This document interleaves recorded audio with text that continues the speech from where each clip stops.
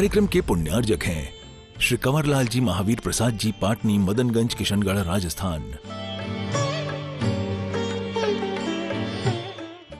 एक व्यक्ति जिंदगी गुजर जाती है,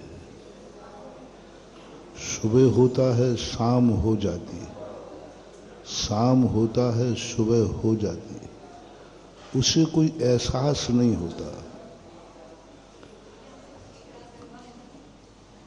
परसों कहा था, जहां ढाल मिलता है लुढ़क जाता है, जहां हवा बह जाती है बह जाता है, कोई पानी दे देता है तो पी लेता है, खाने मिल जाए तो खा लेता है। जिंदगी गुजर रही है, नियत धारा में बह रही है। प्रकृति ने जो व्यवस्थाएं दी हैं, उन व्यवस्थाओं में ही अपने आप को वह ढाल लेता है। प्रकृति की व्यवस्थाएं, सांसारिक व्यवस्थाएं, अभी व्यवस्थाओं के संबंध में समझना, एक प्रकृति के द्वारा व्यवस्था दी गई है। कर्मों ने जो तुम्हें व्यवस्था दी है, उस व्यवस्था के अनुसार व्यक्ति जिंदगी ढाल लेता है। इनकी संख्या दुनिया में ज्यादा है, उन्हें कुछ करना नहीं पड़ता। एक व्यक्ति यदि एक कपड़ा लावे और कपड़े को पहने नहीं और अटैची में रखा रहे, तो वह अपने आप सड़ेगा कि नया बना रहेगा? सड़ जाएगा 10 साल बाद से। पहनने में साल भर में फट जाता है और रखे रखे 10 साल, लेकिन सड़ तो पूरन गलन तो हर वस्तु का स्वभाव है। उत्पाद व्यय ध्रुव युक्तम शत, ये नियत धारा है। प्रति क्षण वस्तु उत्पन्न हो रही है, प्रति क्षण वस्तु मर रही है। अपन भी प्रतिदिन क्षण क्षण मर रहे हैं, जी नहीं रहे हैं। आयु बढ़ नहीं रही है, आयु कम हो रही है। और अपन सोचते हैं हम बड़े हो रहे हैं। हाँ, दही बड़े हो रहे हो, बड़े नहीं हो रहे हैं, छोटे हो रहे हो। जो दिन कटे सो आयु में अवश्य घटे, बूंद बूंद रीते जैसे अंजुलि को जल है। बूंद अंजुलि में जल भरा हुआ है, ऊपर दिखता है कि पानी भरा है, थोड़ा नीचे देखो एक एक बूंद करके। ऐसे ही जो दिन कटे सो आयु में अवश्य घटे, एक दिन निकल गया, हम एक दिन छोटे हो गए, हमारी जिंदगी एक दिन कम हो गई। वो तो होगी, उसको तुम्हें जीने की जरूरत नहीं है, उसमें कुछ भी को करने की जरूरत नहीं, वो तो हो रहा है, जिंदगी गुजर रही है। तुम नहीं भी करोगे तो शाम तो होगी, तुम नहीं करोगे तो बुढ़ापा तो आएगा, उसको कोई नहीं रोक सकता। तो ऐसी जिंदगी तो व्यक्ति अनादिकाल से निगोद में जीता है, एक इंद्रिय पर्यायों में जीता है। दूसरा व्यक्ति वो है, जिंदगी गुजर नहीं रही है, जिंदगी गुजार रहा है। जिंदगी निकल नहीं रही है, जिंदगी निकाल रहा है। बस जी रहा है, बस इंतजार कर रहा है कब मौत आए, इंतजार कर रहा है कब शाम हो, इंतजार कर रहा है कब सुबह हो। ऐसी दशा हो रही है जैसे वो मुकुट सप्तमी के दिन छोटी बच्चियां उपवास करती ना, तो रात में पूछती हैं सुबह कब हो रहा है। रात निकाले से निकलती बार बार वो मम्मी से पूछते, मम्मी कितने बज गए। आज कहीं ऐसा तो नहीं है कि सूर्य सुबह होना भूल गया हो, वो रात बहुत बड़ी हो जाती है, क्योंकि उसमें कष्ट की अनुभूति होती है। जब जिंदगी में कष्ट आ जाते हैं तो जिंदगी निकालना भी बहुत कठिन हो जाता है। एक एक क्षण कठिन होता है, बहुत मुश्किल होता है। आप लोगों ने एहसास किया होगा, हमने तो एक उदाहरण दे दिया।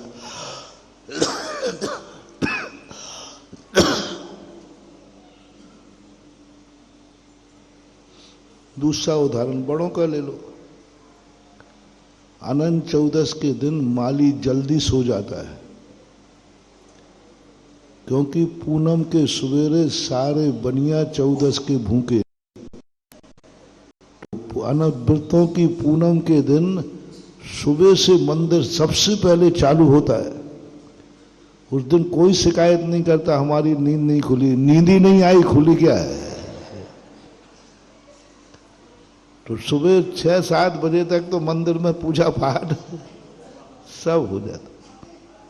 हम शिविर में देखते रहते हैं, पूजा में ही मन नहीं लगता दूसरे दिन। ऐसा ही होता है जब जिंदगी में कष्ट की अनुभूति होती। बुरे दिन निकाले से नहीं निकलते, गरीब की गरीबी काटे से नहीं कटती, भूखे व्यक्ति की रात काटे से नहीं कटती,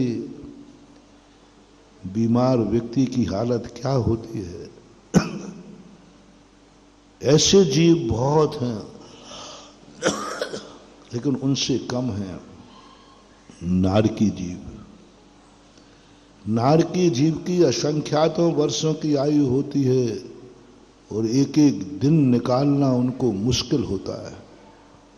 एक एक क्षण उनको पहाड़ जैसा दिखता है। ऐसा ही कभी कभी तुम लोगों की जिंदगी में भी आता है, और कई लोग तो ऐसे बोर हो जाते जिंदगी से, सुसाइड भी कर लेते हैं। जिंदगी गुजार रहे हैं। बोलो आपको अपनी जिंदगी में सब तरफ से लगाना। आप मनुष्य हैं, आप जैन हैं, आपकी जिंदगी गुजर रही है या गुजार रहे हो। गुजर रही है कोई मतलब ही नहीं जिंदगी। सुबह हुआ शाम हुआ, निशी शेर ते प्रजा। शीतलनाथ भगवान की स्थिति में कहा ना, स्वजीवते काम सुके चत स्नेह देवास मार्त्यम, ऐसा कुछ है। निशी शेर ते प्रजा तुम्हारे नक्तम दिवम प्रमत्तमान न जागरे वात्म विशुद्ध वर्तमनि। हे शीतलनाथ भगवान, पूज्यवर समंत भद्र महाराज कहते हैं, स्वजीवते काम सुखे चतस्न्या दिवास मार्तान, स्वजीवते काम सुखे चतस्न्या। ये संसारी प्राणी दिन भर आकुल व्याकुल परिणाम करके थक जाता है, शाम को लुढ़क जाता है, सो जाता है। और दिन भर की कभी कभी इतनी थकान हो जाती है, इतना थक जाता है कि उसके शरीर में हड़ फूटन होती है, नींद नहीं आती तो शराब पी लेता है। मजदूरों से मैंने पूछा कि भाई क्यों शराब पीते हो?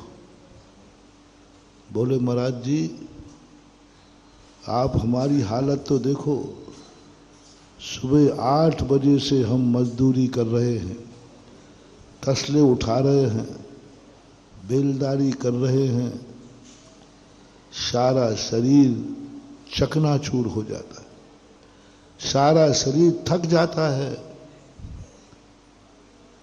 शराब नहीं पीवे तो नींद ही नहीं आवे। शराब के नशे में दिन भर की थकान मिट जाती है। कहते ना, सूरज अस्त मजदूर मस्त। हो जाता है। ऐसा ही कई बार जिंदगी में बहुत बोर हो जाता है व्यक्ति, निकाले से नहीं निकलती, थक जाता है, पता ही नहीं है जिंदगी काहे के लिए जी रहे हो। 90% लोगों को पता नहीं कि आप मनुष्य क्यों बने हो, आप पशु क्यों नहीं बन गए, आप नारकी क्यों नहीं बने, कीड़े मकोड़े क्यों नहीं बने। कभी सोचा ही नहीं कि मैं मनुष्य क्यों बना हूं। महाराज अब बना दिया कर्मों ने तो बन गया मनुष्य। जैनियों को मालूम नहीं है कि तुम जैन कुल में क्यों जन्मे हो, पता ही नहीं है, पर जैन कुल में जन्म गए तो जन्म गए, हम क्या करें। पता ही नहीं है कि तुम आज जिंदा क्यों हो। कोरोना में बहुत सारे लोग मरे कि नहीं मरे, कभी होश आया तुम क्यों नहीं मरे, अपन लोग क्यों नहीं मरे, कभी 2 मिनट भी सोचने का मौका दिया। कितने लोग मर गए कोरोना में, विचार करो महानुभाव, अपन क्यों नहीं मरे। मर सकते थे कि नहीं, कोई भी मर सकता था, क्यों नहीं मरे। अब महाराज नहीं मरे तो नहीं मरे, अब इसके लिए क्यों बट परंतु क्यों लगा रहे हो। नहीं, यही तो है, कुछ पता ही नहीं चल रहा है जिंदगी किस लिए जी रहे हो, किस लिए खा रहे हो, किस लिए सो रहे हो, किस लिए कमा रहे हो, किस लिए देख रहे हो, किस लिए बोल रहे हो, किस लिए सुन रहे हो, किस लिए जोड़ रहे हो, कुछ पता नहीं है। चल रही है गाड़ी, काहे के लिए जिंदा हो,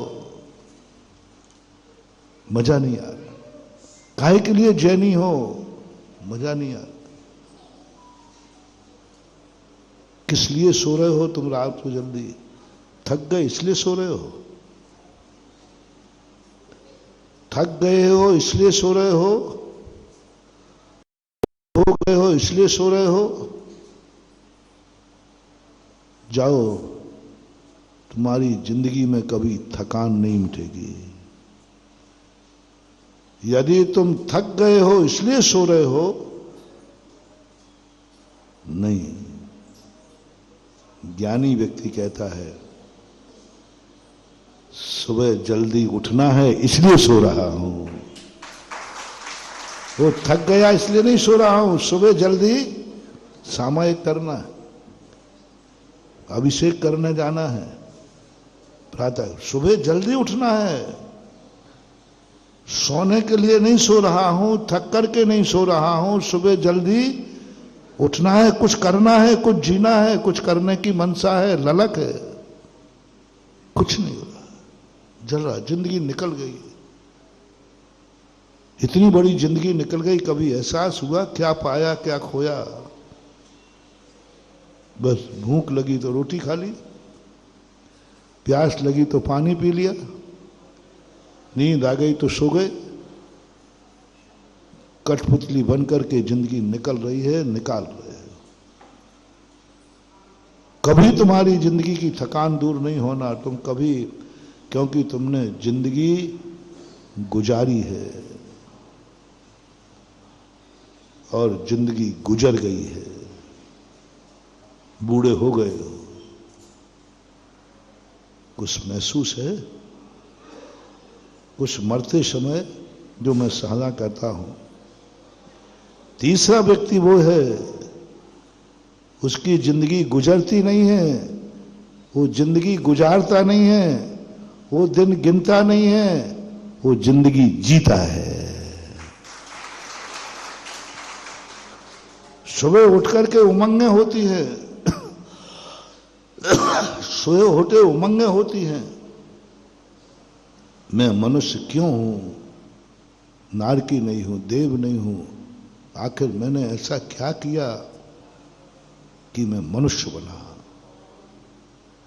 मनुष्यों में भी जैन बना, और जैन में भी आज महाराज के सामने बैठा हूं।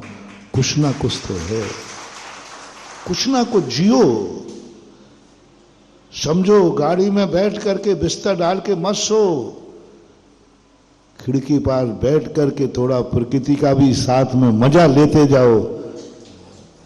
गाड़ी में बैठे बिस्तर खोला सो गए, खत्म। जिंदगी मिली है, जियो, थोड़ा मजे लो, थोड़ा देखो, आंखें मिली है तो देखो कुछ देखने का। पहला एहसास करो तुम कौन हो। परसों कहा था ना, व्यवस्था के अनुसार अवस्था को नहीं ढालना है, अवस्था के अनुसार हमें व्यवस्था करना है। परसों बहुत मार्मिक बात आई थी। जैसी व्यवस्था है हम उसी में ढल गए। कोई नीच कुल में जन्मा नीच बन गए, पापी कुल में जन्मा पापी बन गए, मांसाहारी कुल में जन्मे मांसाहारी बन गए, शराबी कुल में जन्मे शराबी बन गए, जुआड़ी के यहां जन्मे जुआड़ी बन गए, पशु बन गए तो पशु बन गए, कुत्ते में जन्म गए तो कुत्ते बन गए, शूकर में जन्म गए तो शूकर बन गए, नाली में जन्म गए तो कीड़े बन गए। जहां हो उसी में मस्त। सारी दुनिया, जो मैंने इष्टोपदेश की बात कही थी ना, पर सारी दुनिया को जो व्यवस्थाएं प्रकृति ने दी है उसी में मस्त हो रहा है। विष्टा का कीड़ा विष्टा में राजी है, नाली का कीड़ा, बोलो ना, नाली में राजी। अपन कह दे नाली है, गंदगी है, लेकिन उसमें रहने वाला कीड़ा क्या कह रहा है, मैं तो इसी में राजी। क्या है ये दुनिया। जब मैंने इस पर चिंतन किया कि जो व्यवस्थाएं हैं उन व्यवस्थाओं के अनुसार जिंदगी जीने में क्या आपत्ति है, अरे अनर्थ ही अनर्थ है। जो व्यवस्थाएं दी हैं उसी व्यवस्था में जी रहे, निकाल रहे हैं जिंदगी, और उसी अवस्था में जियोगे तो वही मिलेगा। जिस पर्याय में जाओगे उसी पर्याय में तुम मस्त हो जाओगे। उससे आगे पीछे कुछ नहीं, तुम्हें कुछ भी तुम्हें दिखेगा नहीं, कुछ नहीं। तुम तो ये कहोगे बस हमारा यही है जिंदगी, यही थी, यही है और यही। उस कीड़े को कभी भाव नहीं आता कि मेरी शायद कभी पहले अच्छी जिंदगी रही हो, शायद कल मेरी अच्छी जिंदगी हो जाए। उस शूकर को इतना ज्ञान नहीं आ रहा है गंदगी खाते समय, क्या मेरी कल भी जिंदगी ऐसी थी, क्या कल भी मेरी जिंदगी ऐसी ही रहेगी। नारकी को याद नहीं आता, कीड़े मकोड़ों को याद नहीं आता, मेरी जिंदगी जैसी थी वैसी ही रहेगी। 90% तो लोग यही मानते कि आज मेरी जिंदगी जैसी है कल भी वैसी ही थी, आज भी वैसी ही है और कल भी वैसी ही। ये 90% लोगों की धारणा है। जिसकी होनहार भली होती है वो तुरंत सोचता है, उसको एहसास होता है, फीलिंग होती है। 2 मोटिवेशन दे रहा हूं। कल भी तुम वैसे ही थे, आज भी तुम वैसे ही हो, तो तुम्हें कोई फीलिंग नहीं होगी। तुम्हें कोई भी किसी भी, तुम कितनी गंदी पर्याय में जाओगे तुम उसी में राजी हो जाओगे,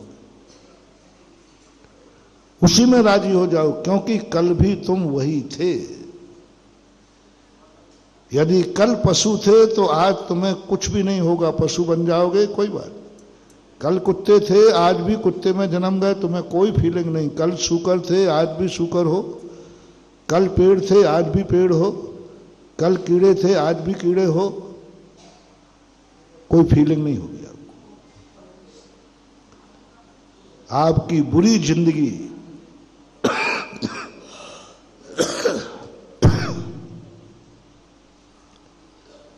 गुरु परीक्षा करते हैं। ये आदतन पापी है, आदतन अपराधी है, आदतन गंदा है, तो एक बहुत अच्छा तरीका दे रहा हूं। डॉक्टर फ्राइड हुआ है एक साइकोलॉजिस्ट, उसने ये बात कही है कि वर्तमान में यदि उसकी जिंदगी गलत लग रही है तुम्हें, तो उससे कभी पूछना, क्यों भाई ऐसी जिंदगी तुम्हें कैसी लग रही है? मुझे कुछ नहीं, ठीक लग रही है। समझ लेना कल भी वो ऐसा ही था। किसी मांसाहारी से पूछना, क्यों भाई तुम्हारा कुल मांसाहारी, तुम भी मांसाहारी हो, कैसा लग रहा? बोले कुछ नहीं, हमारे पापा मांसाहारी, हम भी मांसाहारी। कोई, वो कल भी मांसाहारी था। क्योंकि पूर्वभव का व्यक्ति वर्तमान में कितनी भी गंदी पर्याय में चला जाए उसको फीलिंग नहीं होगी। ये बहुत बड़ा उसने संकेत दिया। उसको कभी भाव नहीं आएगा। तो शराब पी रहा, भैया शराब पीते हो, कैसा लगता? बोले कुछ नहीं, पीते आए हैं, पी रहे। कल भी वो शराबी था। डाकू से पूछा, क्यों भाई डाका डाल रहे हो, ऐसी जिंदगी अच्छी है कि बुरी है? बोले ठीक है, कोई फर्क नहीं पड़ता। क्या फर्क पड़ता? वो कल भी डाकू था। किसी गुंडे से पूछा, हत्यारे से, तुमने जेल में जाके पूछो, क्यों भाई तुमने ये अपराध किया है? बोले हो गया महाराज जी, हो गया, क्या है, कोई आ गया, गुस्सा आ गया। समझ लेना वो अतीत का भी अपराधी था, उसको कोई फीलिंग नहीं है, उसको कोई गम नहीं है अपने पाप पर। और यदि कभी तुम्हें और उससे पूछा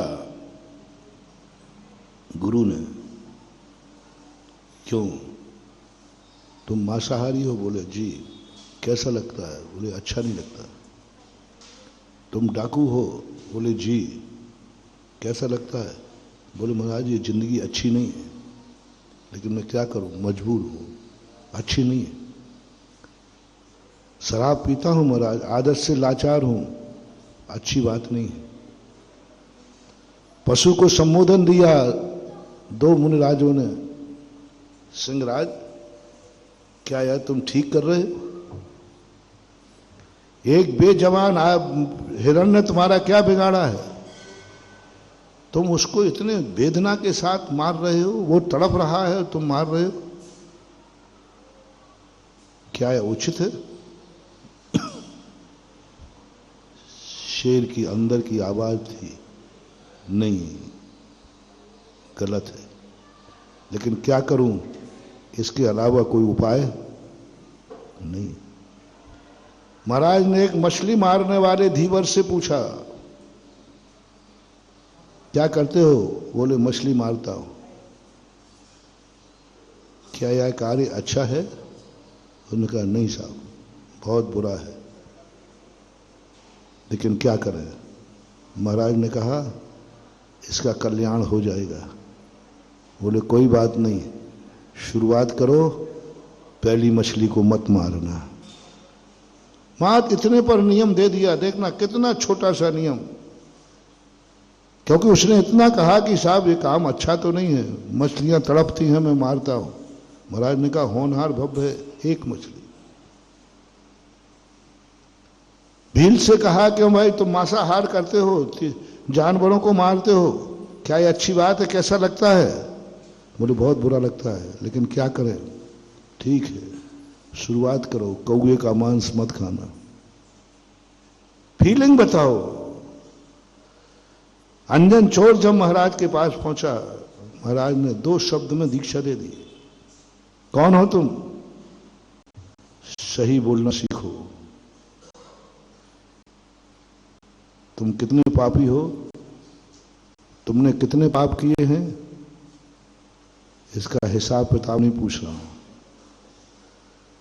तुमने कितने पाप किए हैं, तुम्हें कितनी सजा मिलेगी, ये गुणा भाग मत लगाओ। तुम कितने बड़े से बड़े पापी हो, तुम कितने बड़े से बड़े निकृष्ट हो, चाहे तुमने शराब पीते हो, मांस खाते हो, कितने बड़े अपराध करते हो,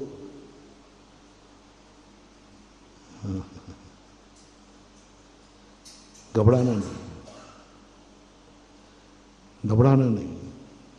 मेरे से इतना बड़ा पाप हो गया, मेरे से मैंने इतना गंदा कार्य किया है, मेरी ये चीज ठीक नहीं है, हो गया, घबराओ मत, अभी मौका है, अभी मौका है। मैं उनको उपदेश नहीं दे रहा हूं जिनसे कोई पाप नहीं हुआ है, जो बहुत अच्छे इंसान हैं, जो अच्छे कार्य कर रहे हैं। मैं उनको उपदेश दे रहा हूं जिनसे बहुत बुरे कार्य हो गए और बहुत बुरे कार्य कर रहे हैं, छूट नहीं रहा, बहुत बुरे कार्य। तुम पापों से महापाप कर रहे हो और तुमसे बहुत बड़े पाप हो चुके हैं। शराबी हो, जुआरी हो, मांसाहारी हो, क्रोधी हो, पता नहीं तुम क्या क्या कर चुके। वो पापों की गिनती आप खुद लगा लेना। बस मैं तुमसे एक प्रश्न पूछूंगा, उसका जवाब में तुम्हारा भविष्य का माफीनामा लिखा हुआ है। कितने बड़ा पापी हो, कितने बड़ा पापी हो, मत इसकी गिनती लगाओ तुमने कितने बड़े पाप किए हैं, मत लगाओ। बस एक बात कहना शुरू लो। गुरु ने पूछा तुम कौन हो, तो झूठ मत बोलना, मैं पापी हूं, मैं चोर हूं, मैं डाकू हूं, मैं शराबी हूं, सत्य बोलना। बस इतना ही मात्र बोलना है आपको, क्योंकि जो व्यक्ति जो करता है उसको वह मानना चाहिए, छुपाना नहीं।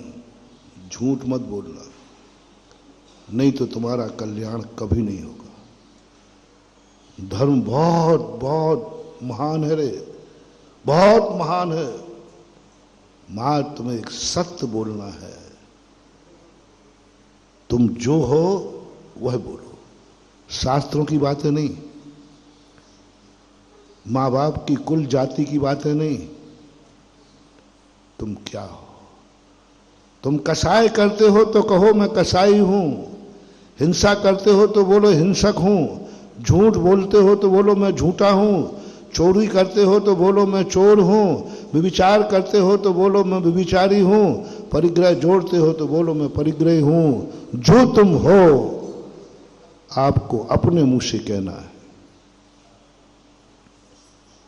धर्म कहता है दुनिया पापी कहे उससे अच्छा है स्वयं अपने मुंह से पापी कह दो तो सारे पाप माफ हो जाते हैं। दुनिया पापी कहेगी और कल गुरु पापी कहेगा, कल जिनवाणी पापी कहेगी, कल बाप पापी कहेगा। महानुभाव बहुत बड़ी है, सारे पापों को मार कानून में है। डाकुओं ने सब अपना आत्मसमर्पण कर दिया और ने सब कबूल कर दिया, सरकार ने डाकुओं को माफ कर दिया, सांसद के टिकट दे दिए। जैन धर्म में भी हमने पढ़ा मां दुनिया पापी ना कह पाए और स्वयं पापी कहना है। लोक अदालत में और धर्म की अदालत में क्या अंतर है? मैंने एक दिन कहीं कहा था, लोक अदालत में सजा दी जाती है और गुरु की अदालत में सजा ली जाती है। वहां आरोपी सिद्ध किया जाता है, गवाह बुलाए जाते हैं, तू अपराधी है, वहां अपराधी सिद्ध किया जाता है। गवाह होते हैं, वो नकारता रहता है मैंने नहीं किया नहीं किया, फिर भी उसे सिद्ध किया जाता है। वकील सिद्ध करते हैं, तर्क से साक्ष्य प्रस्तुत किए जाते हैं और जेल में डाल दिया जाता है। और धर्म की अदालत में कोई गवाह नहीं महानुभाव, कोई गवाह नहीं, कोई साक्ष्य नहीं, वो स्वयं अपने आप को पेश करता है। किस गवाही की बात कर रहे हो? मैं पापी हूं। जब तुम्हारी आत्मा में ये भाव जाग जाए कि मैं किससे छुपा रहा हूं, मैं किससे झूठ बोल रहा हूं, एक मजिस्ट्रेट से, एक गुरु से, किस गवाह पे आश्रित हूं? दो गवाह ज्ञानी व्यक्ति के सदा रहते हैं। मैं उदाहरण कई बार दिया। एक गुरु ने दो शिष्यों को एक मुट्ठी भर चने दिए, जाओ बेटा इनको एकांत में खाना जहां कोई न देख रहा हो, कोई न देखे। सब बच्चों को दे दिए और दो चार बच्चे थे उनको भी कहा मुझे भी दो, मैं भी एकांत में खा के आऊंगा। एक मन चला बच्चा होगा, हो सकता है मझोली का हो, उसने सोचा कहाँ दुनिया में भटकूं, इतनी भीड़ भाड़ है, कोई ना कोई तो देखता है, हम तो आंख बंद कर लिए थे हैं और कह दूंगा गुरुजी मैंने नहीं देखा कि किसी ने मुझे देखा है। मैंने नहीं देखा कि किसी ने मुझे देखा है, मैंने तो खा लिया, बस कर लिया। एक ने कहा मैं कमरा बंद कर लूंगा उसमें खा लूंगा, खा लिए उसने, कोई नहीं देख रहा। एक जंगलों में चला गया कहीं जाकर के, सब तरफ देखा कोई नहीं, खा लिए। सब ने अलग अलग तरीके निकाले। एक शिष्य था, वो 6 महीने सारी दुनिया में घूमने के बाद गुरु के पास आया।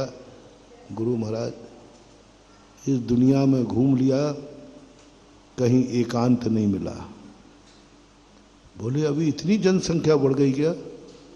बोले साहब जनसंख्या का सवाल नहीं है, दो भूत जहां मैं गया वहां ये दो भूत पीछे पड़ रहे, जब भी देखा ये दो भूत देख रहे थे। फिर आगे बढ़ा, कहीं भी वो दो भूत। तो गुरु कहते हैं मेरे चेले को और भूत लग ही नहीं सकते, भूत कौन से भूत है बता? बोले गुरुदेव वे इतने जबरदस्त भूत हैं कि वे आपसे भी नहीं उतरे और आपको भी लगे। गुरु कहता हूं मुझे भूत लगा? बोले जी। बोले नाम बोल। बोले आपने कहा था कोई न देख रहा हो, जहां जहां मैं गया वहां वहां भगवान देख रहा था।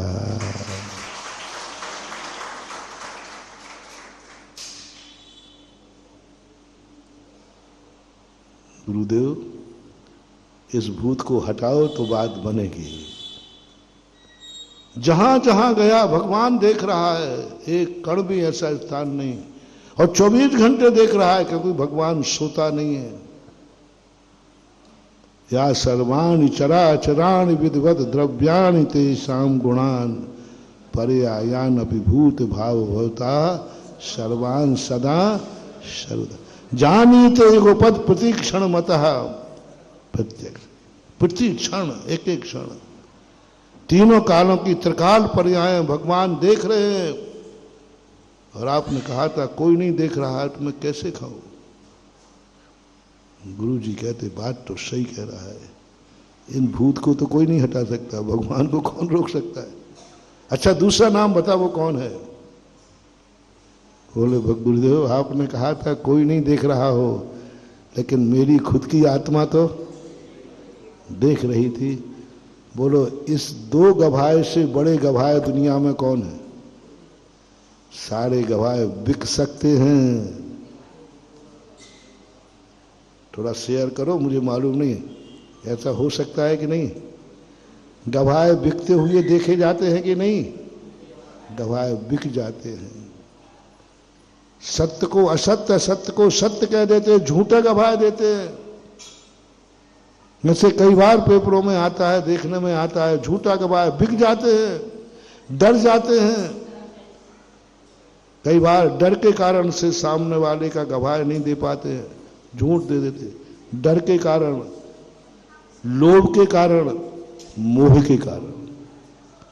कभी लोभ के कारण गवाह बदल जाते हैं, कभी कांप जाते हैं डर के इसकी गवाह दे दी तो मार डालेगा, और कई बार मोह के कारण अरे ये अपना व्यक्ति है इसको बचाओ, तो भय के कारण, मोह के कारण, लोभ के कारण गवाह बिक जाते हैं।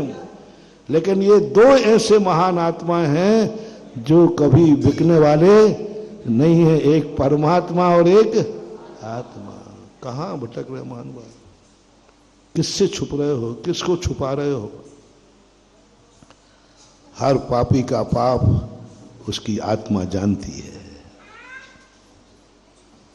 हर पापी का पाप उसकी आत्मा जानती है, हर पापी का पाप उसका भगवान जानता है। जब दो जानने वाले हैं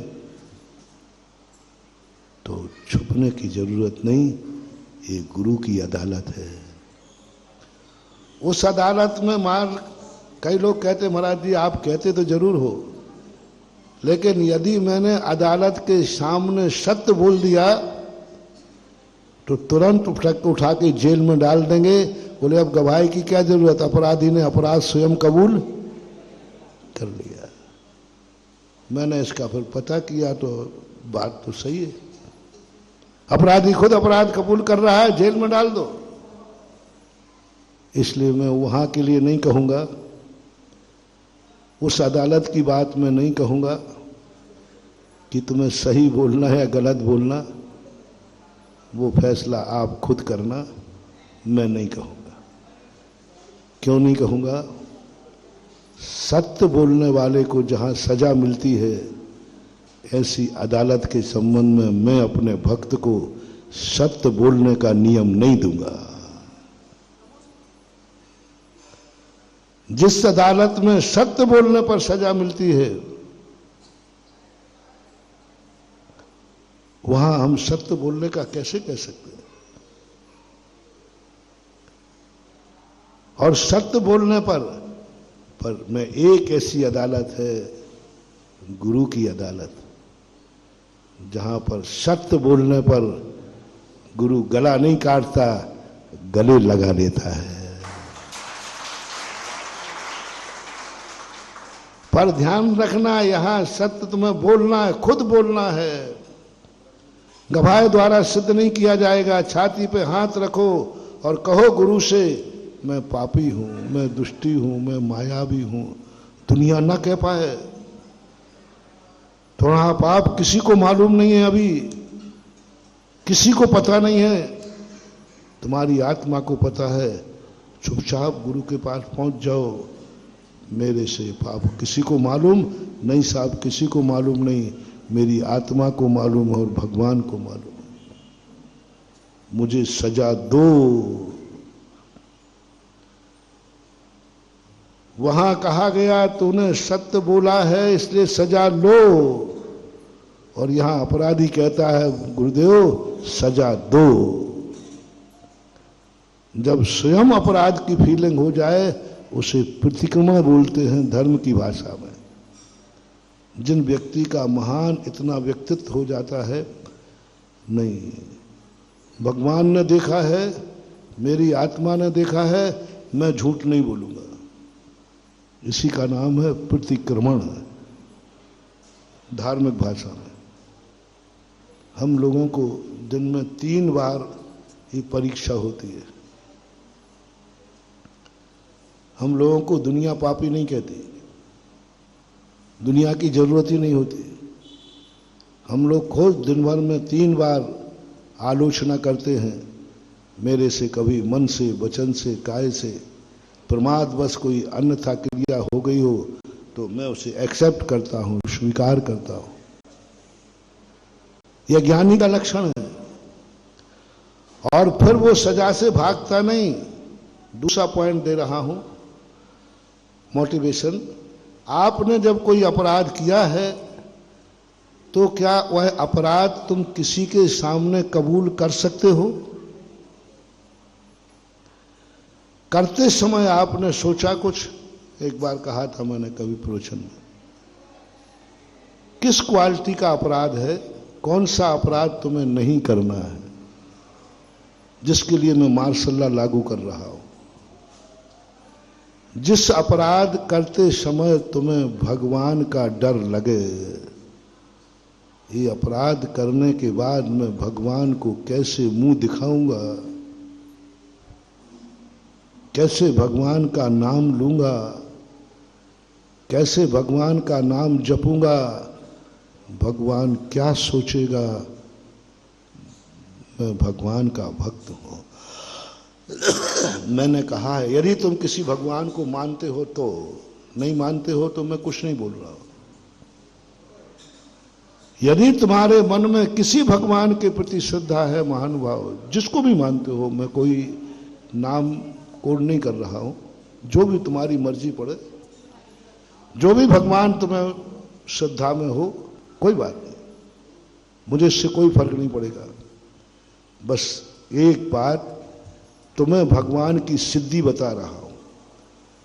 तुम पाखंड पूर्वक मान रहे हो, तुम्हारे भगवान की तुम्हारे ऊपर कृपा होगी कि नहीं, तुम्हारा भगवान तुम्हें फलेगा कि नहीं, तुम्हारा भगवान तुमसे खुश होगा कि नहीं, तुम्हारी जिंदगी में कभी भगवान की कृपा होगी कि नहीं, बहुत छोटा सा मोटिवेशन है। कोई भी कार्य करते समय सावधान, करते समय बस इतना सा पूछो आत्मा से, इस कार्य करते समय भगवान का डर तो नहीं लग रहा है, कहीं ये तो नहीं आ रहा है भगवान क्या सोचेगा। बस महानुभाव, वह पाप मत करना, यही सबसे बड़ा पाप है। भगवान से डरो, दुनिया से डरो नहीं। बड़ा माफीनामा है भगवान के दरबार में, बड़ा कृपालु है, बड़ा दयालु है, बड़े बड़े पापियों को गले लगा लेता है। बस तुमसे इतना ही पूछ रहा हूं, पाप करते समय भगवान का डर, उससे डरो, उससे भय खाओ। दुनिया से कोई मतलब नहीं, दुनिया की आंखों में धूल झोंक दोगे, भगवान की आंख में धूल क्या झोंकोगे, उनकी आंख में कभी धूल जाती ही नहीं है, क्योंकि वो तो अंतस चक्षु से देखते हैं, ये आंखें तो उनकी बंद होती, क्या धूल झोंकोगे। और जब तुम्हें डर लग जाए, बच जाओ महानुभाव, आप भगवान के सबसे बड़े भक्त हैं, क्योंकि कोई भी कार्य करने के पहले भगवान का डर लग रहा है। और जैसे ही डरो और लेते तुरंत करंट आशीर्वाद, मैं यह पाप नहीं करूंगा, मैं ये पाप नहीं करूंगा। बोले क्यों? करने की शक्ति नहीं है? बोले है। करने का मन नहीं है? बोले है। लेकिन मैं नहीं करूंगा क्योंकि ये कार्य मेरे भगवान को पसंद नहीं है। बस इतना सा। मैं भगवान की सेवा पूजा पाठ करना, ये तो सब औपचारिक है महानुभाव। पूजा करना, पाठ करना, मंदिर बनाना, भगवान बनाना कुछ नहीं। बस एक बार तुम कहो, जो मेरे भगवान को पसंद नहीं है वह कार्य मैं नहीं करूंगा। कर सकता हूं, करने का मन है, भाव भी करने को हो रहा है, नहीं करूंगा क्योंकि मेरे भगवान को पसंद नहीं, और मैं भगवान के खिलाफ नहीं जा सकता। भगवान की मर्जी। यदि भगवान को पता चल गया तो भगवान क्या सोचेंगे? भगवान का नाम फिर मैं कैसे ले पाऊंगा? किस मुंह से लूंगा? ये मैली चादर ओढ़ करके मैं तेरे दरवाजे कैसे आऊंगा? एक वो गाना गाते हैं कोई, मैली चादर ओढ़ के मैं द्वार तिहारे कैसे आऊं। बंधु, इतने गंदे मत हो जाना, इतनी जिंदगी गंदगी मत कर लेना कि जो सबके लिए दरवाजा खुला है उस दरवाजे में जाने लायक ही तुम ना रहो। प्रभु का दरवाजा सबके लिए खुला रहता है, लेकिन तुम इतने गंदे, तुम इतने पापी कि प्रभु का दरवाजा भी बंद कर दिया गया। प्रभु का दरवाजा भी बंद कर दिया गया। प्रभु का आशीर्वाद भी तुम्हारे लिए काम नहीं करता। तो आप करो, आप हो जाए, कम से कम इतना तो करो कि वो लाइलाज पाप ना हो। लाइलाज पाप। कई लोग आते हैं बीमार गरीब, मैं कहता हूं भगवान का नाम लो, बोले महाराज ले लिया कोई काम नहीं कर रहा है। मैं अभिषेक कराना, मैंने भाई अभिषेक करो, गंधोदक ले लो। क्या गजब हो गया, मैं गंधोदक दे रहा हूं भगवान की शांति धारा कराकर, मेरा विश्वास है कि ठीक होगा, लेकिन वो भी काम नहीं किया। बोले महाराज कर ली, कुछ नहीं काम कर रहा। भक्तामर पढ़ लिया, कोई काम नहीं कर रहा है। विधान कर लिया, सब जितने धर्म की क्रियाएं थी सब कर ली, कोई काम नहीं कर रहा है। महानुभाव सावधान, ऐसा पाप मत करना। जहां भगवान भी डॉक्टर बन के आए तो वो भी रेफर्ड कर दें कि जा तेरी बीमारी का इलाज मेरे पास नहीं है। होता ना, कई लोग बहुत बड़े बड़े डॉक्टरों के पास होते, अमेरिका होके आ गए, सब ने हाथ ऊंचे कर दिए। ऐसे मरीज देख होते हैं कि नहीं? सब पूरे दुनिया में होके आ गए, खूब पैसा है, सब कुछ है, सब डॉक्टरों ने कह दिया भैया ये मरीज मेरे बस की बात नहीं है, अब मैं तुम्हें सबसे बड़े डॉक्टर के पास भेज रहा हूं। सबसे बड़ा डॉक्टर इस दुनिया का, अपने भारत देश का, हमारा और आपका सबसे बड़ा डॉक्टर कौन है? बोलो, आप लोग बोलो, मैं नहीं बोलूंगा, आप बोलो। बोलो, बहुत बड़ा डॉक्टर है कि नहीं? बड़ी बड़ी बीमारियां दूर हुई हैं कि नहीं? अब उस डॉक्टर के पास गए, ओहो ब्रह्मांड कांप रहा है। उस डॉक्टर ने भी कह दिया, रेफर्ड कर दिया, जा तेरा इलाज मेरे पास भी नहीं है, तुझे भोगना पड़ेगा, मरना पड़ेगा। कितने पापी हैं ऐसे दुनिया में जो भगवान भी रेफर्ड कर देते हैं। कम से कम ऐसा पाप मत करना। ऐसी कोई खोट कर भगवंतों की, संत श्रोमणी आचार्य परमेष्ठी भगवंत विद्यासागर जी महाराज की, पूज आचार्य श्री समय सागर जी महाराज की, मुनिवर श्री सुधा सागर जी महाराज की, मुनिवर श्री विराट सागर निसंग सागर जी महाराज की, चतुर्वेद संघ की, पूज्य मुनिराज के मुखारविंद से मां जिनवाणी की देशना हम तक पहुंचे। उसके पूर्व में हमारे बीच में संस्कार धानी से श्रावक गण पधारे हैं। आज यह परम सौभाग्य का अवसर है कि पूज्य मुनिराज इस कटंगी की पावन धरा पर उनकी चरण रज हमको प्राप्त हुई। सकल दिगंबर जैन समाज के समस्त पदाधिकारीगण, नवयुवक मंडल सभी शीघ्र पूज्य मुनिश्री के पावन चरणारविंद में आए और नमोस्तु निवेदित करते हुए सीधा चलते हैं। प्रवचन के लिए निवेदन करें, उसके पूर्व में हमारे एक छोटा सा मंगलाचरण सीधे चलते हैं। आप सभी बैठ जाएं, सभी कार्यकर्तागण, श्रावकगण, सभी लोग। हम यहीं से आभार मानते हैं संस्कारदानी वासियों का, मझौली वासी, सिग्रामपुर वासी और जो विहार करा रहे हैं सभी का आभार। आप अपने स्थान से नमोस्तु निवेदित करते हुए मुनिश्री से आप श्रीफल का आकार दें अपने हाथों को। मुनिवर नमोस्तु नमोस्तु नमोस्तु, हम सभी को धर्म उपदेश देने की कृपा करें। मुनिश्री का आदेश हुआ है पूज्य मुनिवर विराट सागर जी के मुखारबिंद से मां जिनवाणी की देशना हम सबको सुनने मिलने जा रही है। सभी पूज्य मुनिवर विराट सागर के पावन चरणारविंद में नमोस्तु निवेदित करते हुए मुनिश्री से प्रार्थना कर रहे हैं, पूज्य मुनिश्री धर्म उपदेश देने की कृपा करें। मुनिवर श्री विराट सागर जी महाराज। ओम बोलिए आदिनाथ जी भगवान की। यदि ये चैतन्य मुकुरिव भावा चिदचित समं भान्ति द्रव्य व्ययजनिले सन्तोऽन्तरहिताः जगत्साक्षी मार्ग प्रकटन परोवानुरिवयो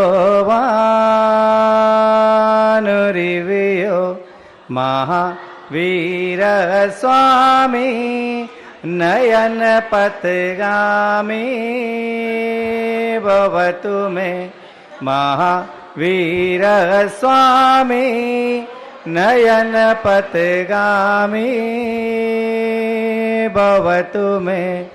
वर्तमान शासन नायक भगवान महावीर स्वामी की, आचार्य भगवंत गुरुवर श्री विद्यासागर जी महामुनिराज की, आचार्य समय सागर जी महाराज की, निर्यापक श्रमण श्री मुनि श्री सुधा सागर जी महाराज की, परम श्रद्धेय मुनि श्री प्रमाण सागर जी महाराज की, मुनि श्री निसंग सागर जी महाराज की,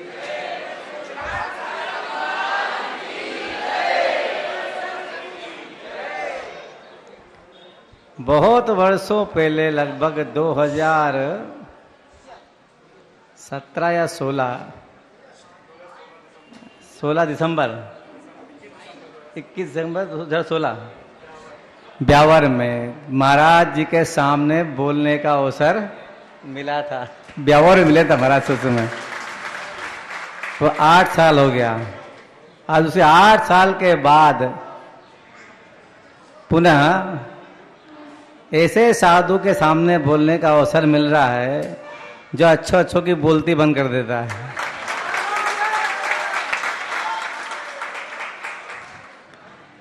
बड़े भाई हैं हमारे, बोलने का अवसर मिला कि महाराज जहां जहां से गुजरते हैं वो धरा का पुण्य अपने आप ही बढ़ जाता है। मंदिर संबंधी जो जो काम शेष बचे रहते हैं, मतलब आप तो जानते हैं मंदिर बनवाना आप वो भी बनियों से बहुत टेढ़ा काम है। सारे बनिए मिला के एक ही थाली में इकट्ठे कर लेना। तो पुण्य महाराज का जहां से गुजरते हैं जितनी समाजें मिलती चली जाती है, उनके वर्षों से जो काम बहुत मशक्कत के बाद भी पूरे नहीं हो पाते थे, महाराज के गुजरने मात्र से पूरे। हमने तो राजस्थान में 3 साल रहे, हर जगह पे हर क्षेत्र को महाराज ने इतना अच्छे से सुव्यवस्थित कर दिया। हर जगह श्री जी के दर्शन बहुत सुलभता से अवेलेबल होते हैं वहां पे। महाराज का तो हर काम उत्कृष्ट है ही। एक काम की प्रशंसा मैं जरूर करूंगा, सारे काम में अगर मुझसे पूछा जाए कि महाराज से का सबसे अच्छा काम कौन सा है, मैं हमेशा उस बात की हमेशा प्रशंसा करता हूं। महाराज ने सांगानेर में गुरुजी के आशीर्वाद से जो शिक्षण संस्थान शुरू किया, पंडितों की फौज खड़ी की, ये बहुत बड़ा काम है जिन शासन का। एक समय था कि हर मंदिर में मुनि पंथ को नहीं मानने वाले पंडितों की भरमार हो चली थी। वही लोग आते थे कि समाज की मजबूरी थी, इतने पंडित नहीं थे, इतने विद्वान नहीं थे, कहां से लाएं। तो वही लोग आते थे और वही तो समाज का दिशा करते थे। तो कृपा महाराज की, गुरुजी का आशीर्वाद और महाराज जी की अपनी ऊर्जा और क्षमता, उसका सही और 100% सही प्रयोग करते हुए आज महाराज ने पूरे हिंदुस्तान में नहीं पूरी दुनिया में साधुओं को मानने वाले पंडितों का वर्ग खड़ा कर दिया पूरा एक। अब समाज को सोचना नहीं पड़ता कि कोई मांगलिक अवसर आया है, 10 लक्षण पर्व आए हैं, जो भी अवसर आते हैं, हम विद्वान कहां से बुलाएं। एक फोन पे आपके नगर में विद्वान आ जाते हैं। तो जहां जहां से महाराज गुजरते हैं उस धरती का पुण्य तो बढ़ता ही है और समाज का पुण्य भी बढ़ता है। हम तो ये भगवान से ही प्रार्थना करेंगे कि जहां जहां से महाराज गुजरे, जो जो काम बचे हैं सारे होते चले जाएं। बोलिए आचार्य भगवंत गुरुवर श्री विद्यासागर जी महामुनिराज की, आचार्य समय सागर जी महाराज की, निर्यापक श्रमण श्री सुधा सागर जी महाराज की, प्रमाण सागर जी महाराज की, मुनि श्री संग सागर जी महाराज की।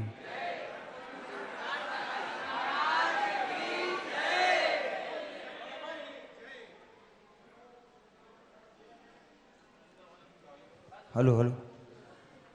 यह कटंगी की पावन धरा आचार्य परमेष्टि भगवंत विद्यासागर जी महाराज के अनूठी कृपा इस कटंगी की पावन धरा पर बरसती थी और वर्तमान समय में वर्तमान आचार्य समय सागर जी महाराज की कृपा से यह चातुर्मास संपन्न हुआ और हमारे बीच में मुनि पुंग सुधा सागर जी महाराज इस समूह शरण में विराजमान हो गए।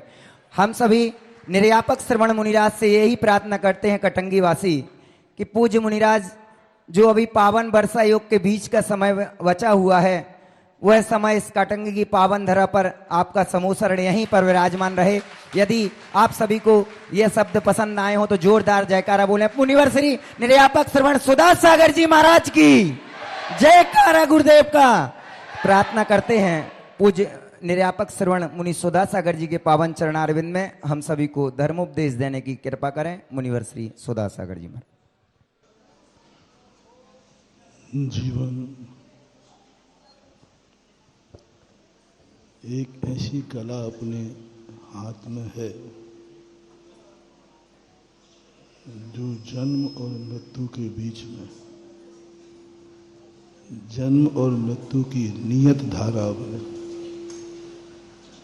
हम अपनी अनियतता का आनंद ले सकते हैं। अनियतता एक ऐसा पुरस्कार है जो हमें कुछ करने का मौका देता है। यदि सब कुछ नियत हो जाता तो ये सारी दुनिया अकर्मण्य हो जाती, साधुओं की जरूरत नहीं थी, श्रावकों की जरूरत नहीं थी। लेकिन एक अनियत धारा जो जिंदगी में अपना लेता है, या तो वह पूर्णता भयशील होकर के दुखी हो जाता है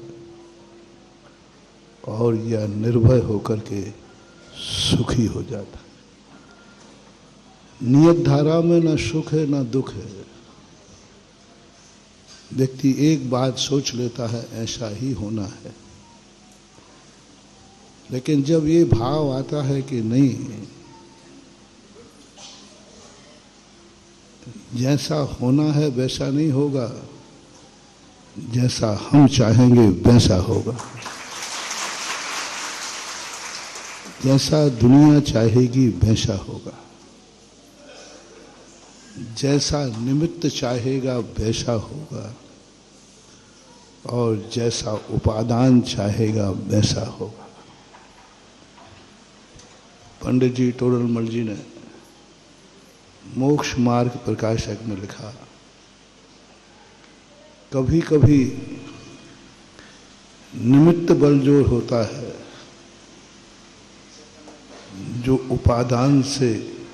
उपादान को अपने अनुसार चला लेता है, और कभी कभी महान आत्माओं का उपादान इतना बलजोर होता है सारे निमित्त उसके कार्य करने के लिए तत्पर हो जाते हैं। वह संसारी प्राणी जो दुखी होता है उस पर निमित्त हावी हो जाता है और निमित्त उस उपादान की सारी शक्तियों को त्रोहित करके अपने अनुसार काम करा लेता है, जिसे हमारे शास्त्रों में शास्त्रीय भाषा में औदैक भाव बोलते हैं। औदैक भाव का अर्थ होता है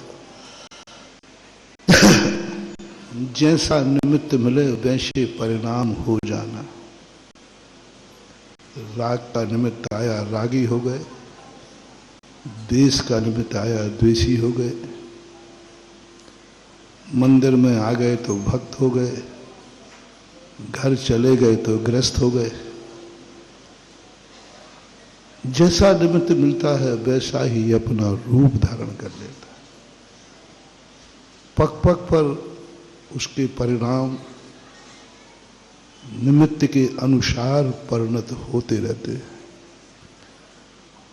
और निमित्त उसको अपने अनुसार ढालता रहता है। वो स्वयं अपने आप में कुछ नहीं कर पाता, वो निमित्त की कठपुतली बन जाता है। अनादिकाल से हमारी और आपकी आत्मा कर्म और नो कर्म की कठपुतली बन करके नाचती रही। हम अपनी जिंदगी नहीं जी पाए स्वतंत्र होकर के। हमें डर लगा रहा किसी निमित्त का कि ये निमित्त गड़बड़ नहीं हो जाए। हम डरते रहे भगवान तक से कि भगवान नाराज ना हो जाए। हम डरते हैं भगवान से, भगवान नाराज ना हो जाए। आप मंदिर में बहुत डरते हैं क्योंकि भगवान गलती हो जाए तो कोई नाराज हो जाएगा, गलती हो जाए तो कोई नाराज हो जाएगा। इस बात की अपेक्षा क्यों ना वो साधना करें कि हमसे गलती हो गई नहीं, कौन नाराज हो सकता है, कौन नाराज हो सकता है। एक बार एक व्यक्ति ने कहा, बोले महाराज जी मुझे आपसे एक बात कहना है। मैंने कहो भाई। बोले पहले बताओ हम कुछ कहना चाहते, आप क्षमा करोगे कि नहीं। हमने कहा जरूर ये अपराधी है। वो पहले ही से कह रहा है, वो पहले ही से कह रहा है कि महाराज जी हमें कुछ आपसे कहना, क्षमा करना। मैं समझ गया कि ये खतरनाक आदमी है क्योंकि वो खुद जान रहा है कि मैं कुछ ऐसा कहने वाला हूं जिसमें क्षमा की जरूरत पड़ेगी। मैं तुरंत पकड़ गया, मैंने कि जरूर एक खतरनाक आदमी है, इसके सावधान रहना। कभी भी दुनिया में कोई व्यक्ति ऐसा कहे कि मैं आपसे साथ ही बात करना चाहता हूं, लेकिन गलती हो जाए तो क्षमा करना। पहले से बात का नहीं, पहले से यदि कह रहा है तो समझ लेना वो व्यक्ति खतरनाक है, उसकी बात भी खतरनाक है। कभी वचन मत दे देना कि हाँ क्षमा करूंगा, तुम तो कह देना बिल्कुल क्षमा नहीं करूंगा।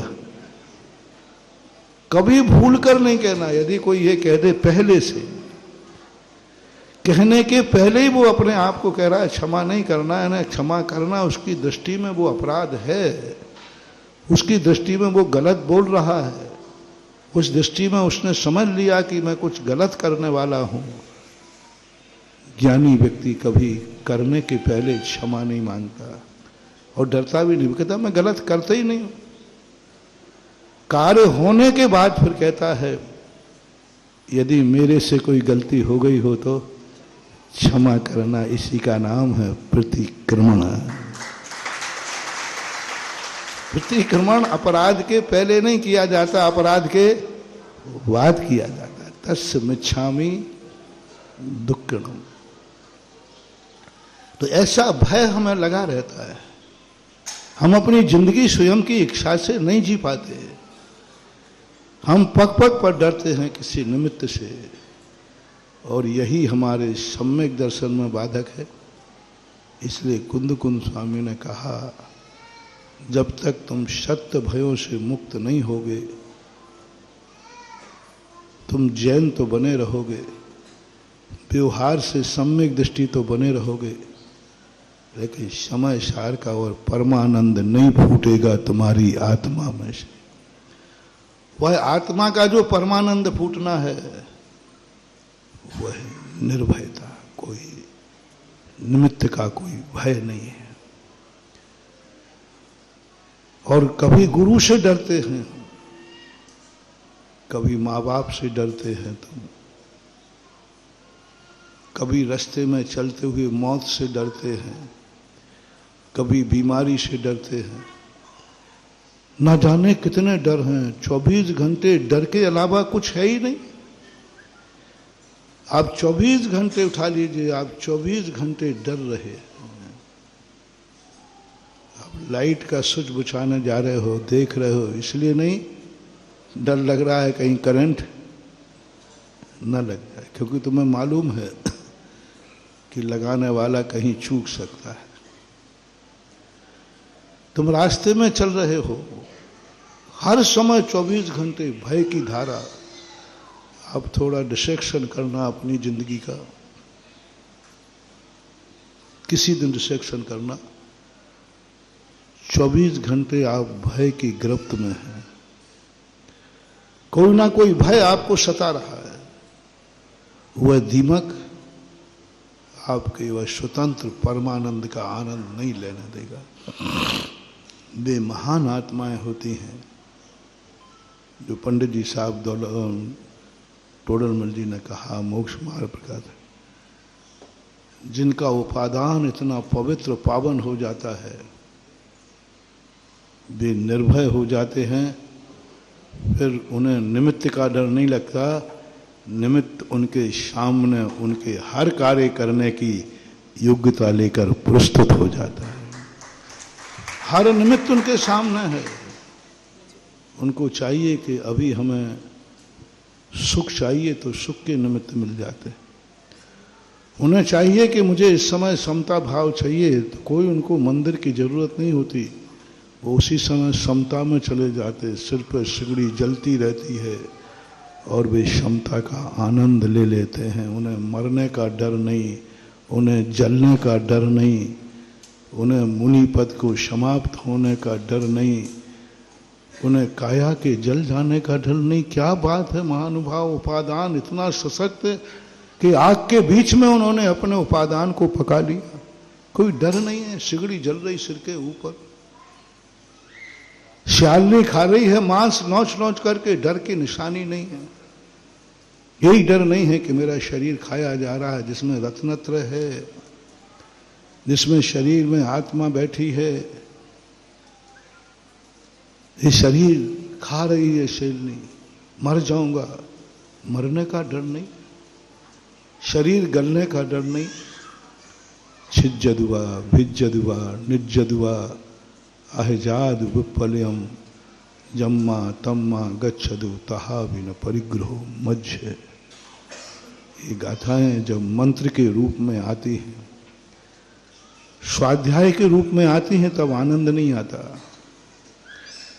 पढ़ने में आती हैं तब आनंद नहीं आता, प्रवचन में सुनाते हैं तब आनंद नहीं आता। जब इन गाथाओं को मंत्र बनाकर जाप देते हैं तब अपनी औकात पता चलती है। क्या बात हो गई, शरीर श्याल नहीं खा रही है, मरने का भय नहीं। आधा खा के छोड़ दे तो ना मरूंगा ना जिंदा रहूंगा, अध मरे का भय नहीं। आंखें नोच के अंधा कर देगी तो मैं क्या करूंगा, ये भय नहीं। भय की किरण भी नहीं फूटी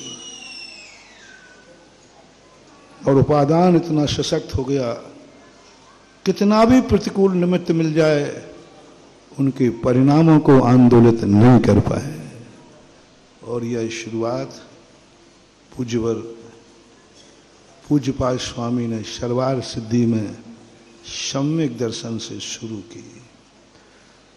सम्यक दृष्टि का पहला अंग आस्तिक नहीं है, पहला अंग श्रद्धा नहीं है, पहला अंग सच्चे देव शास्त्र गुरु नहीं है। पूज्यपाद स्वामी शरवार सिद्धि, सच्चे देव शास्त्र गुरु नहीं, मोक्ष नहीं, 6 द्रव्य नहीं, 7 तत्व नहीं, 9 पदार्थ नहीं, व्रत नहीं, नियम नहीं। उन्होंने प्रथम गुण कहा, प्रथम गुण। प्रथम गुण की परिभाषा क्या है? यही निर्भय। कितनी भी प्रतिकूल परिस्थितियां मिल जाएं, मन उद्वेलित ना हो, असंतुष्ट ना हो, भयशील ना हो। यही सम्यक दृष्टि का पहला पेपर है, पहला गुण। हम छोटे छोटे निमित्तों में प्रभावित हो जाते हैं, निमित्त हमें प्रभावित कर लेता है। छोटे छोटे निमित्त मिल जाते हैं, हमारे मन में अशांति, द्वंद्व चलता है, विकल्प चलता है, रातों नींद नहीं आती, 24 घंटे एक सल लगता, अब क्या होगा, अब क्या होगा, अब क्या होगा, अरे क्या होगा, क्या होगा, ये रट छोड़ दे, वही होगा जो मंजूरे खुदा होगा। क्या होगा, इसी चिंता में रह रह करके व्यक्ति मर जाता है। और वे मना मना कहते हैं प्रशम भाव। प्रतिकूल और अनुकूल परिस्थितियों में अपने अपादान को किंचित मात्र भी आंदोलित नहीं होना। उसी के बाद जागता है संवेग। प्रशम के बिना संवेग नहीं। संवेग का अर्थ है कि वह व्यक्ति उन परिस्थितियों से ऊपर उठना चाहता है, भय से नहीं, विभाव से। फिर आती है वैराग्य की दशा, संवेग का ही रूप है। और जब किसी प्रतिकूल वस्तुति से व्यक्ति जो घबराता है, भयशील होता है, 90% व्यक्ति उससे द्वेष करता है। बहुत बड़े फिलोसफर थे पूज्यपाद स्वामी। जो चीजें अपन को परेशान करती हैं, अपन को दुख देती हैं, कांटा हमें दुख देता है, हम उससे द्वेष करते हैं। लेकिन पूज्यपाद स्वामी कहते हैं सम्यक दृष्टि, जो प्रतिकूल है, प्रतिकूल परिस्थितियां हैं, उनसे द्वेष नहीं करता, अनुकंपा करता है, दया करता है। इसको सद्बुद्धि हो, द्वेष नहीं करता। गले में सांप डालने के बाद राजा सैनिक से द्वेष नहीं किया, बल्कि अनुकंपा की, दया की। फिर बांटता है आस्तिक गुण, श्रद्धा जागती है। फिर जागते हैं सच्चे शास्त्र गुरु की पहचान। हम सच्चे देव शास्त्र गुरु की क्यों नहीं पहचान कर पा रहे? उसके पीछे हमारे पास 3 गुणों का अभाव है, प्रशम, संवेग, अनुकंपा। हम भय से ग्रसित हैं, हमें डर लग रहा है, लोग क्या कहेंगे, दुनिया क्या कहेगी, हमारा प्रभाव कैसा होगा, नरकों का भी भय, दुनिया का भय। उस भय के कारण से हम सही रूप में सच्चे देव शास्त्र गुरु के ऊपर श्रद्धा भी नहीं कर पा रहे। हमारी श्रद्धा भी पूर्ण नहीं है, हमारी श्रद्धा भी अधूरी है। हम सत्य को भी नकार देते हैं जब हमें भय जाग जाता है। जब भय जाग जाता है तो हम नमोकार मंत्र पर भी पैर रखते हुए देखे गए इस दुनिया में। श्रद्धेय था नमोकार मंत्र, जन्म जन्म का था नमोकार मंत्र, जन्म जन्म का नमोकार मंत्र था, बचपन का नमोकार मंत्र था। लेकिन एक भय ने उस सत्य को भी कुचल दिया, भय ने उस सत्य पर भी पैर रख दिया, भय ने उस सत्य की भी उपेक्षा कर ली। जो सत्य था, शुद्ध था, श्रद्धेय था, पूज्य था, महान था। नमोकार मन से महान कौन? कोई नहीं। लेकिन उस महान को जानता था, अनजाने की बात नहीं कह रहा हूं। वो जानता था कि नमोकार मन से बड़ा कोई नहीं है, परम श्रद्धेय है। लेकिन एक भय के कारण उसकी भी उसने उपेक्षा कर दी, पैर रख दिया। ये कहानी सबको मालूम है कि नहीं? प्राय मालूम। और तुम्हारे यहाँ तो विराट सागर और निसंग था। देखो भाई, नाम नहीं, देखो अभी छोटे मोटे बाल बच्चे हैं, आचार्य के बाद में हुए, जब हम लोग थे ही नहीं। क्या हो, कुलभूषण देशभूषण महाराज जब शिक्षा को गए,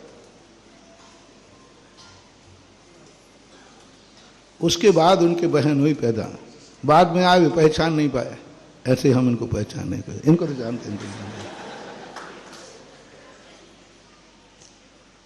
सुनाया हुई कहानी। यानी हमारी स्थिति 24 घंटे श्रद्धेय को पाकर के, देव शास्त्र गुरु, जैन कुल, जैन जाति, जैन धर्म पाकर के भी अभी भी वह शुद्ध श्रद्धा नहीं बन पा रही। अभी तुम्हें कोई भय दिखा दे तो पता नहीं कहां कहां तुम अगरबत्ती लेकर घूमोगे। अभी तुम्हें थोड़ा सा भय आ जाए तो जैनी पता नहीं कहां कहां मिल जाते। लेकिन उपादान यदि वस्तुतः भयों से रहित हो जाए तो महानुभाव सत्य के आनंद का झरना झरता है। एक बार निर्भय होकर देखो, एक बार ये देखो कि दुनिया का ना मुझे कोई डर है, मरने का भी डर नहीं, जीने की भी कोई इच्छा नहीं, मैं सस्वरूप में जीना चाहता हूं, मैं सस्वरूप का आनंद लेना चाहता हूं। आप देखना कोई भी निमित्त शरीर श्यालनी खाती जाएगी, लेकिन वो श्यालनी तुम्हारे उपादान को दूषित नहीं कर पाएगी, शरीर मिटा देगी, कुछ नहीं कर पाएगी, क्योंकि हमने अपने ऊपर निर्भय हो गया ना, मौत का डर नहीं। कभी एक क्षण को निर्भय होना, एक दिन को निर्भय होना, एक किसी निमित्त को पाकर के निर्भय होना, और वो निर्भयता का आनंद आपको सत्य की तरफ ले जाएगा। जैसे आप निर्भय हो गए, आपसे सत्य की उपेक्षा नहीं होगी, सत्य के प्रति आप इतने आकर्षित हो जाएंगे, कोई दुनिया का भय आप मन को आंदोलित नहीं कर पाएगा, आपका आकर्षण मात्र सत्य की तरफ होगा। मारो मार डालो नमोकार मंत्र की उपेक्षा नहीं होगी, इस पर पैर नहीं रखूंगा मैं, वो सत्य का आनंद आ जाएगा, वही सिद्धि का कारण बन जाता है, वही सिद्धि स्वरूप है। और जब उपादान की शक्तियां हों तो भली वह व्यक्ति कभी कभी निमित्त प्रभावकारी होता है। मैंने पूरी ताकत लगाई थी, कटंगी तो जाना ही नहीं है, क्योंकि दूसरे रास्ते मिल रहे थे, लेकिन मुझे मालूम नहीं था मेरा ये छोट भैया विराट सागर आजकल इतना पावरफुल हो गया है,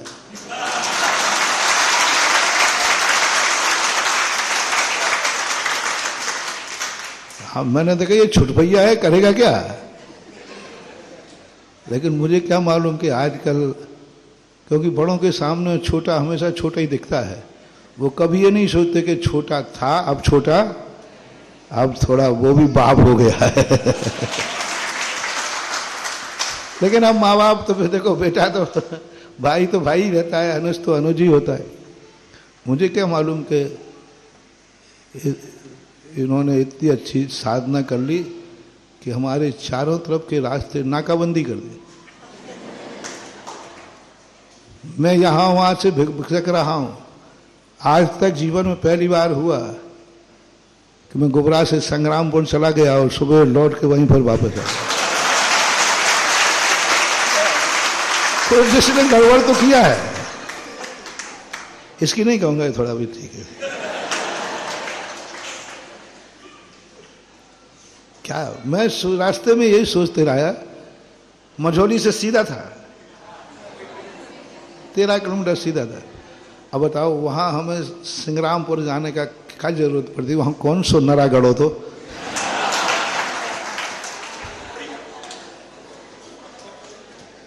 कोई लेना एक ना, लेकिन कल शाम तक रास्ता कुछ दूसरा था, मंजिल भी कुछ दूसरी थी। मैं इसलिए प्रवचन में शुरुआत की कि अनियत धारा, नियत धारा में मजा नहीं है। अनियत धारा यदि दुनिया में नहीं होती तो आज मैं कटंगी में नहीं होता। और पूज्य गुरुदेव आचार्य महाराज हम लोगों को अनियत स्वरूप नहीं सिखाते तो आज हम कटंगी में नहीं होते, क्योंकि हम नियत धारा में चलते तो नियत धारा में तो संग्रामपुर से क्या आता है जवेरा आता है, जवेरा से क्या आता है नोहटा आता है, नोहटा से क्या आता है आबाद। वो तो एक सीधी रास्ता था ही, ये नियत धारा थी। और उसी नियत धारा के माइल स्टोन को देख करके मैं मझौली से चला था कटाव होकर के, नहीं तो सीधा मझौली से कटंगी पास थी। और नियत धारा हमने उधर बनाने का प्रयास किया। आज पता चला कि पूज्य गुरुदेव क्या क्यों कहते थे किसी तरफ जाने का, कुछ कल करने का संकल्प नहीं करना। और संकल्प और विकल्प, अमितगत आचार्य महाराज ने सामायिक पाठ में कहा, विकल्प ही दुख का कारण नहीं, संकल्प भी। संकल्प और विकल्प ये दोनों अपने कुछ क्रियाओं में नियत नहीं करना। संकल्प नहीं करना कि हमें वहीं जाना। बार बार लोग कहते हैं महाराज जी आप बता दो, हम तैयारी कर रहे हैं। हम क्या बता दें? यदि मान लो हम जवेरा से कह देते तो बोलो क्या हाल होता? फिर तो क्या करना पड़ता? इसलिए हमारे आचार्य महाराज कहते कुछ मत बोलना। जब हम लोग आगरा पंचकाणक के लिए जा रहे थे तो आगरा वालों से आचार्य श्री कहते हैं, देखो आगरा की तरफ मेरा संग जा रहा है, लेकिन आगरा पहुंचेगा ये गारंटी नहीं है। रास्ता वही है, पहुंच जाए तो ठीक, नहीं पहुंचता। ये पूज्य हमारे गुरुदेव का सबसे बड़ा, आज हमारे आचार्य श्री दुनिया में बादशाह बन के क्यों घूमे? आज हमारे गुरुदेव आज परमानंद में क्यों घूमे? मात एक ही उनका स्वरूप था, उनका सब कुछ अनियत था। और ऐसा नहीं कि वो अंदर से हो, वो अपने आप में खुद अनियत थे। अपन सबको मालूम है, चौराहे तक भी नहीं कह सकते कि आचार्य श्री कटंगी तो बहुत बार आए, कुछ नहीं कह सकते। चौराहा पड़ता है, सब लोग वहीं देखते, देखो अब क्या होता है। यही आनंद है। और ये आनंद मैंने कल महसूस किया। और अब पता नहीं ये, यानी मैंने इतने रास्ते ढूंढवाए, मैंने कि बिना कटंगी का रास्ता बताओ। सुबह उठते उठते रास्ते में गुभरा तक यही पूछ रहा हूं, बिना कटंगी का रास्ता बताओ।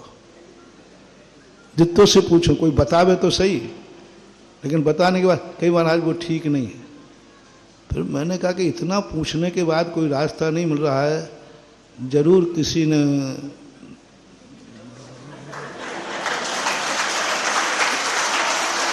नाकाबंदी की है। और बताओ, इस विराट सागर की हिम्मत तो देखो, सुधा सागर को बांध रहा है।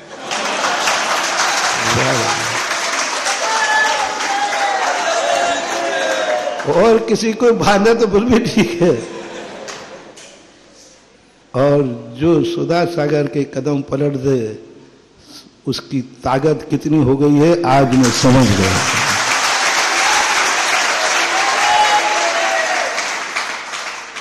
हमारे प्रमाण सागर से मझौली में बात चर्चा हुई, तो मैंने कहा नहीं नहीं अभी ऐसा कुछ भी, बोले आपका वहां जाने का कटंगी। मैंने कहा नहीं, कटंगी का कोई प्रोग्राम नहीं है, कटंगी तो रास्ता दूसरा है और दूसरी तरफ जाना है, यही चर्चा हुई।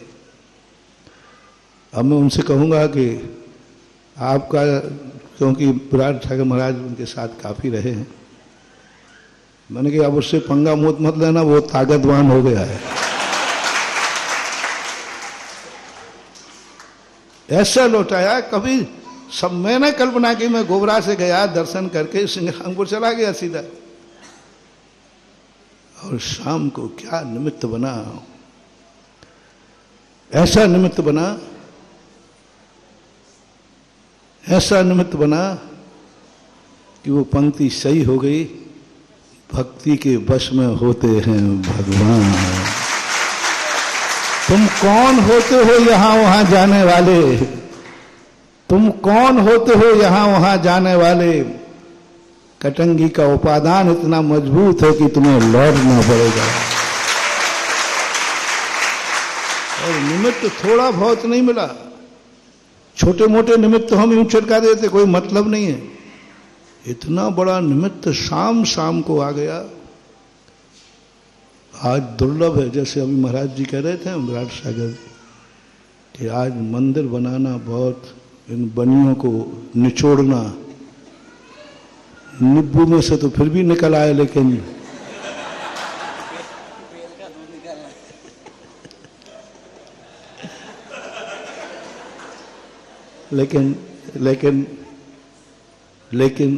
विराट सागर जी, मैं पक्का कहता हूं, आज तक मुझे अपने भक्तों को निचोड़ना नहीं पड़ा, ये बिना निचोए इक्षुवश देते। आज इतना जीवन में हो गया, कभी मैंने शायद ही किसी भक्त से कोई जबरदस्ती करना पड़ी हो, कोई हंसी मजाक में कह दिया हो बात अलग है, कोई परिचित हो तो हंसी मजाक में कह दिया, क्यों भाई ज्ञान, हंसी मजाक में कह दिया हो जबलपुर वालों हंसी मजाक में तो कह सकता हूं, लेकिन किसी को बाध्य किया हो तो वो हाथ उठा सकता है, नहीं किया, क्योंकि मुझे पता नहीं क्यों, मुझे अपने उपादान पर विश्वास है या हमारे निमित्तों का महानता है कि ऐसा कहते हैं लोग कि ऋषभ देव के समय गन्ने अपने आप रस देते थे, ऐसा आता है। ऋषभ देव के समय गन्ने को निचोड़ा नहीं जाता था, वो गन्ना अपने आप पक करके रस टपकने लग जाता था। ऐसे ही हमारे भक्त जैसे कोई योजना घोषित करते हैं, इनमें से अपने आप धन टपकने लग जाता है। कोई आज तक मुझे किसी गन्ने को निचोड़ना नहीं पड़ा, क्योंकि हमारा गन्ना निचोड़ने वाली क्या बोलते चरखी लगाने, चरखी लगा के नहीं निचोड़ता हूं, जब बिना ही चरखी के। और कल शाम को इतना बड़ा उपादान, इतना बड़ा निमित्त, आज कौन है, इतना बड़ा सशक्त निमित्त आया कि कुंडलपुर जैसा बड़ा मंदिर बड़े बाबा का अकेला एक ही व्यक्ति बनाएगा।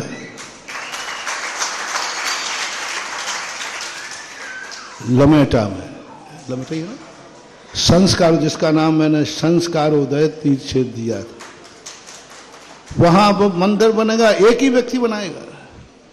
मेरा तो इस तरफ कहीं आने का भाव नहीं था, कटनी से सीधा पंचगढ़ा करना था, क्योंकि कटनी का पंचगढ़ा पूज्य गुरुदेव ही दे गए थे। गुरुदेव ने कहा था उस समय, उन्होंने, अभी मैं उन्हीं के आज्ञा में पालन कर रहा हूं, अभी उनकी आज्ञा में पूरी नहीं कर पाया, 3-4 साल का समय दिया था, इतने कार्यक्रम करना है, उसमें कटनी भी था, तो कटनी तो करना ही था, वहां से सीधा निकलना था, दूसरी आज्ञा थी। लेकिन एक के बाद एक मिले गौशाला में, कोई लेना एक ना दो, ना मेरा नाम था उसना, ना आना था ना जाना था, ना कोई मतलब नहीं था। वहां एक व्यक्ति आ गया कलकत्ता का, वो कहता है कि यदि आप चलो आशीर्वाद दो तो जितना कहोगे बड़ा मंदिर मैं अकेला बनाऊंगा।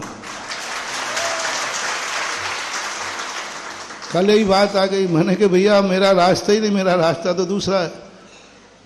तो वो कहने लगे ठीक है, फिर हमारा रास्ता भी दूसरा है। हमने कहा भैया कर लेना, कोई और महाराज भेज देंगे, आसपास बहुत सारे महाराज हैं, कोई भी चला जाएगा।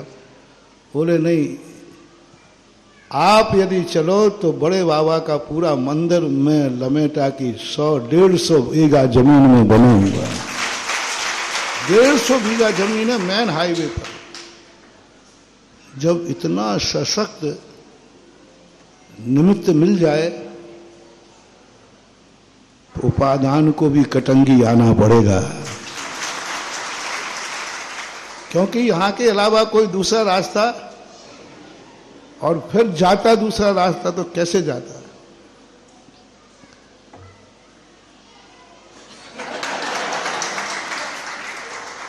यदि मैंने बीच में छूटा थोड़ा भी, और फिर जो मेरे से बुराई करता है,